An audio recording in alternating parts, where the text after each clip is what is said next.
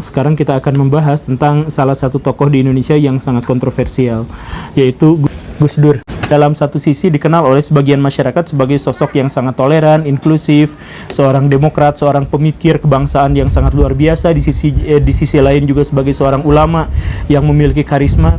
Tetapi di sisi lain beliau dianggap sebagai orang yang tidak benar, dianggap sebagai perusak agama, musuh agama, dan lain-lain. Banyak orang yang mengkritiknya sebagai orang yang tidak layak untuk menjadi pemimpin, tetapi banyak juga yang mengiranya ini adalah seorang yang dianugerahi kemampuan luar biasa. Baraya sebenarnya untuk orang-orang luar mungkin berpandangan seperti itu, tetapi kita melihat bahwa banyak sekali orang-orang dekat beliau yang bersaksi bahwa Gus Dur itu sakti, mistikus. Banyak sekali cerita-cerita yang dikaitkan dengan beliau yang menunjukkan bahwa betapa anehnya beliau atau betapa hebatnya kesaktian beliau. Misalkan tahun 2000 Gus Dur melayat ke India setelah dia keliling Eropa. Ketika sampai ke bandara New Delhi, pilot tidak bisa mendaratkan pesawatnya karena bandara itu diselimuti oleh awan yang sangat pekat, yang hitam. Protokol pada waktu itu menyatakan kalau ada ancaman jatuh pesawat atau apa, maka harus dialihkan. Tetapi kalau dialihkan pendaratannya itu berarti memakan waktu yang lebih lama, dan akhirnya ini juga akan mengganggu schedule kepresidenan. Akhirnya si pilot nanya sama Gus Dur ini mau maksain mendarat di sini atau pindah ke tempat lain? Tapi baru aja bertanya ngelihat Gus Dur ternyata lagi komat kamit, mungkin lagi berdoa gitu ya. Aduh, si kapten bingung nungguin aja. Tapi ketika di tengah kebingungan itu tiba-tiba awan di depannya yang tadi pekat itu terbuka. Jadi ada celah, ada lubang yang mengizinkan pesawatnya itu untuk mendarat, dan mendaratlah aman di sana. Uniknya adalah beres pesawatnya turun, itu awannya nutup lagi. Pilot pada waktu itu, pilot kepresidenan mencoba untuk berpikir rasional bahwa itu memang adalah fenomena alam biasa. Tetapi di sisi lain beliau juga mengakui bahwa sepanjang karirnya menerbangkan pesawat, beliau tidak pernah melihat fenomena semacam ini. Nah, cerita-cerita semacam ini banyak sekali dijumpai jika kita bertemu dengan orang-orang terdekat dengan Gus Dur. Saking banyaknya, saya tidak mungkin merangkumnya dalam sebuah video. Saya akan menceritakan tentang kemampuan Gus Dur dalam meramal. Tahun 1999, ketika Gus Dur diangkat menjadi presiden, salah satu pejabat yang dia tunjuk menjadi menteri itu adalah Sarwono Kusuma Atmaja. Beliau ditunjuk oleh Gus Dur untuk menjadi menteri yang ngurusin kelautan. Itu adalah dinas baru ya, kementerian baru pada waktu itu. Sarwono menolak pada waktu itu, "Pak, maaf, saya mau studi dulu di Amerika Serikat. Saya gak mau jadi menteri, ribet." Tetapi Gus Dur bilang justru, kamu lupa ya, tahun 1986 kita pernah ngobrol dan kita pernah janjian suatu saat nanti saya bakal jadi presiden dan kamu akan jadi menterinya urusin kelautan. Sarwono mendadak ingat pada waktu itu bahwa ternyata sekaranglah saatnya, tahun 1999 itu Gus Dur menjadi presiden dan Sarwononya yang disuruh menjadi menteri kelautan. Apakah ini kebetulan atau tidak? Nyatanya Gus Dur sering sekali melontarkan kalimat-kalimat yang seakan-akan dianggap candaan oleh orang lain, tetapi itu ternyata terbukti benar. Misal, menteri di Indonesia yang sekarang paling terkenal, yang multi talenta, Pak Luhut Binsar Panjaitan, itu dulu juga kan pernah menjadi korban ramalan Gus Dur. Jadi waktu Habibie menjadi presiden, itu Pak Luhut itu kan diangkat menjadi dubes Singapura. Pak Luhut nggak mau pada waktu itu, tetapi sebagai perwira ya, sebagai tentara dulunya, itu kalau ada atasan memerintahkan seperti itu ya beliau tidak mau nolak walaupun isi hatinya menolak. Ketemulah sama Gus Dur, ya udah nggak usah berangkat. Kenapa Gus Dur nggak usah berangkat? Ini kan perintah dari presiden. Kata Gus Dur, nggak usah berangkat. Sebentar lagi Habibie akan lengser. Nanti saya yang jadi presidennya. Kamu akan ditempatkan di bidang kementerian. Kamu jangan jadi dubes. Gitu. Pak Luhutnya kan, ya gitu Gus Dur gitu. Ya ngejek gitu ya. Maksudnya apaan sih nih orang nggak jelas banget tiba-tiba ngomong kayak gitu. Gini. Tapi Gus Dur bilang pada waktu itu pada masa lagi bulan puasa ya, bulan Juni. Gus Dur bilang, ini saya belum batal puasanya. Jadi maksudnya dalam hal itu saya tidak berbohong. Ya kata Luhut Binsar, ya gimana kamu aja lah. Tapi dia ngomongnya cuma dalam hati aja untuk menghormati gitu ya. Sebenarnya kesel.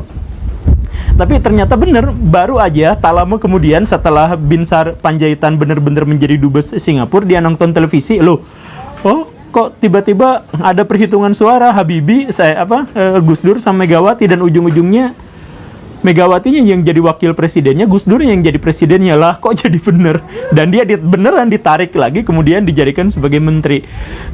Ini ramalan atau prediksi atau celetukan tidak tahu, tetapi Gus Dur menyampaikan itu dengan nada bahwa saya lagi puasa dan dalam tanda kutip saya tidak berbohong dalam hal ini. Atau cerita Gus Dur dengan Said Agil Siroj, kan beliau itu dulu pernah nyalonin jadi ketua PBNU, tapi kata Gus Dur, kamu tuh gak bisa jadi nyalonin jadi ketua PBNU itu, kamu hanya bisa jadi ketua PBNU setelah usia kamu lewat 55 tahun. Dan ternyata itu pun benar.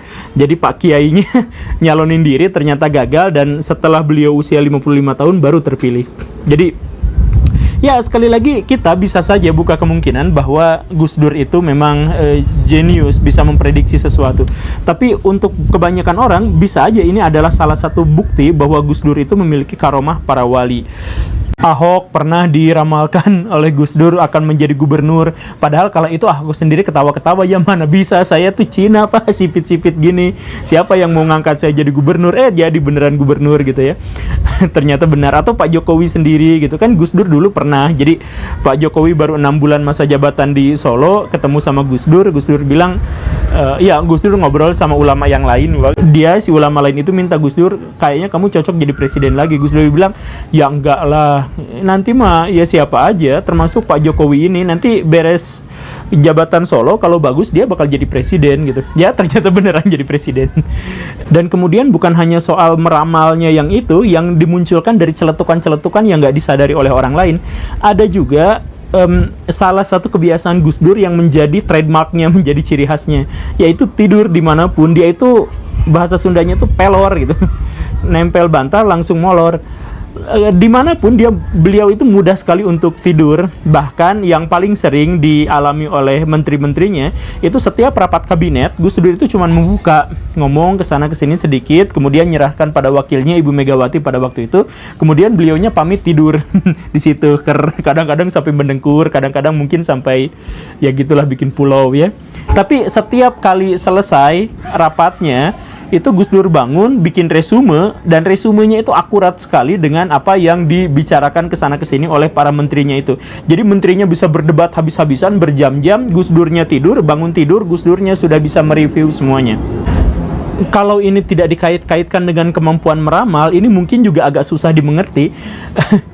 Gus Dur sering sekali misal bertemu dengan pemimpin-pemimpin besar dunia dan beliau tidur. Pernah bertemu dengan Perdana Menteri India, Gus Durnya ngobrol lawak dan lain-lain, oke didengarkan sama orang lain. Giliran orang lain, bahkan Perdana Menteri India yang ngomong, Gus Durnya yang tidur. Ya ini menteri Indonesia itu kan pasti, ya ampun ini malu-maluin banget, gue punya presiden amit-amit gitu ya, mungkin mikirnya gitu. Dan setelah dibangunkan, beliau nyambung aja ngomong kesana kesini seperti seakan-akan beliau tidak tidur. Bahkan apa yang beliau sampaikan itu lebih akurat daripada orang-orang yang menyimak. Tokoh Syiah Indonesia, Pak Jalaluddin Rahmat, itu dulunya adalah haternya Gus Dur, pembenci banget sama Gus Dur, itu nggak seneng ini orang kayak gini banget gitu. Tapi sempat suatu kali ada satu momen yang membuat dia tiba-tiba menjadi pengidola Gus Dur, menjadi fansnya Gus Dur, yaitu ketika dipanggil oleh Perdana Menteri Iran atau Presiden Iran pada waktu itu. Dan Gus Dur bersama Jalaluddin Rahmat datang ke sana.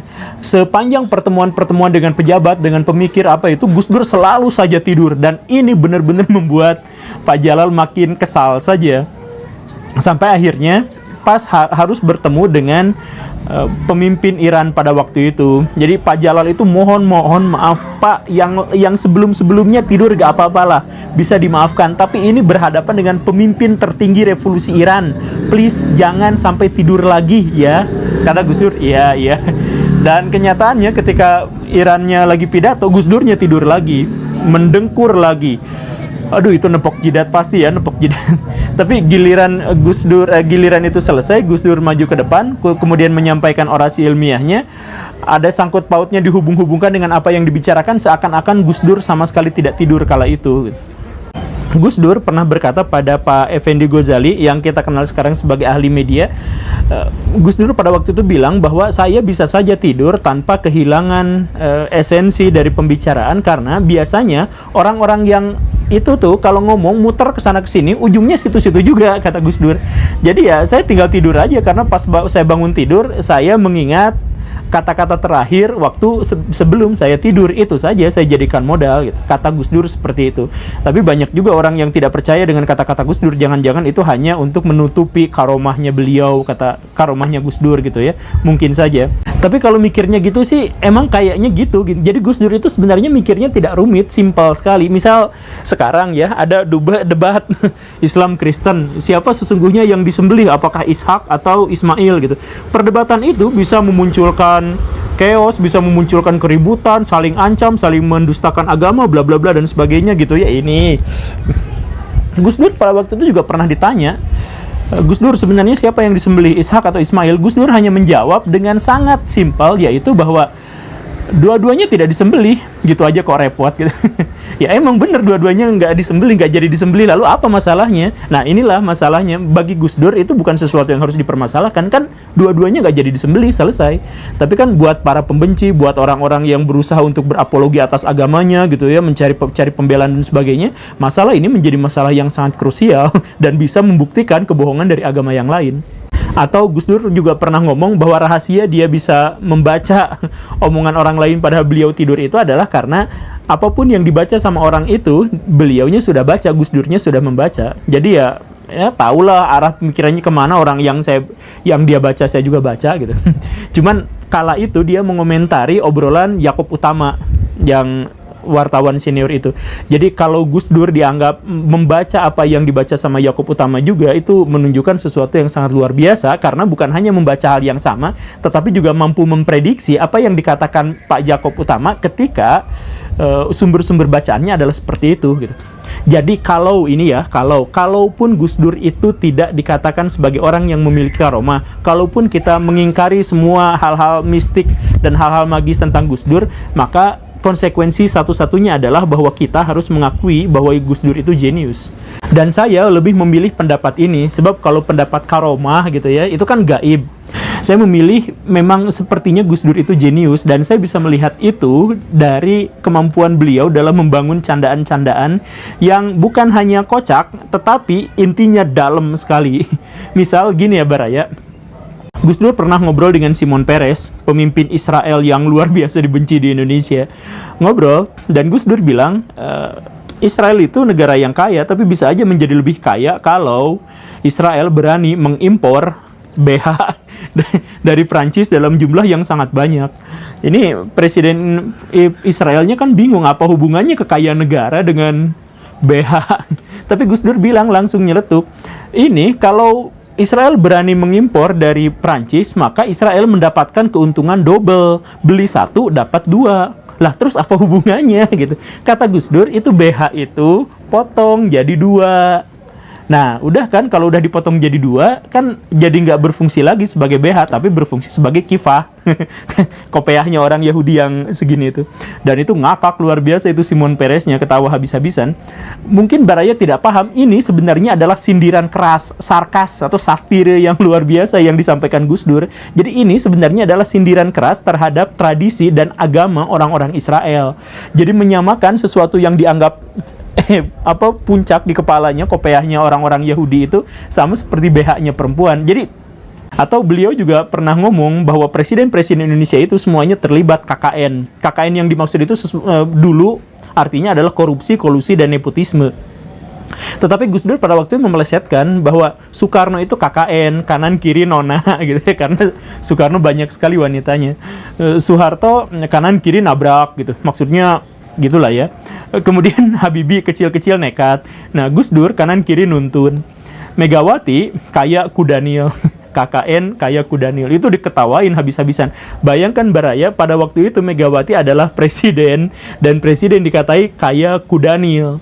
Dan itu belum selesai sampai di situ hinaannya, tetapi dilanjutkan bahwa Kudanil yang dimaksud itu adalah memiliki karakter-karakter berbadan besar, suka berendam, tidak banyak bergerak, dan tidak banyak bicara. kritikan ini pedas, maksudnya bukan secara fisik Megawati seperti itu, tetapi ini presiden selayaknya lebih banyak untuk berinteraksi, lebih banyak berbicara, untuk menyampaikan gagasan-gagasannya. Megawati pada waktu itu terlalu banyak diam, sehingga dikritik dengan cara seperti itu. Tapi kritikan itu kan lucu dan menghina, tapi sama sekali tidak ada ujaran kebencian yang akhirnya dilaporkan kepada polisi dan sebagainya.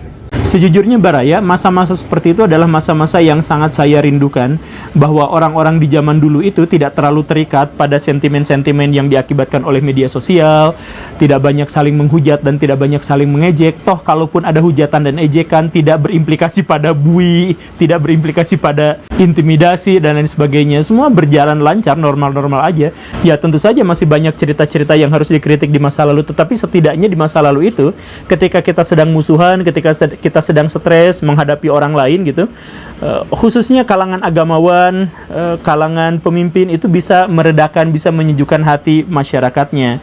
Bisa seperti itu. Kalau sekarang kan tidak bisa. Agamawan, kita tidak bisa cerita curhat sama agamawan, karena sebelum cerita kita sudah dihakimi, kamu berdosa, kamu ini apa dan sebagainya. Kan sekarang itu seperti itu. Akhirnya orang Indonesia zaman sekarang menjadikan bokep sebagai alat pemersatu, bukan agamawan, bukan pemerintah dan sebagainya. Banyak orang yang menganggap ini sebagai lelucon biasa, tapi sesungguhnya ini adalah wujud dari kehancuran moral dan kehancuran mental bangsa Indonesia.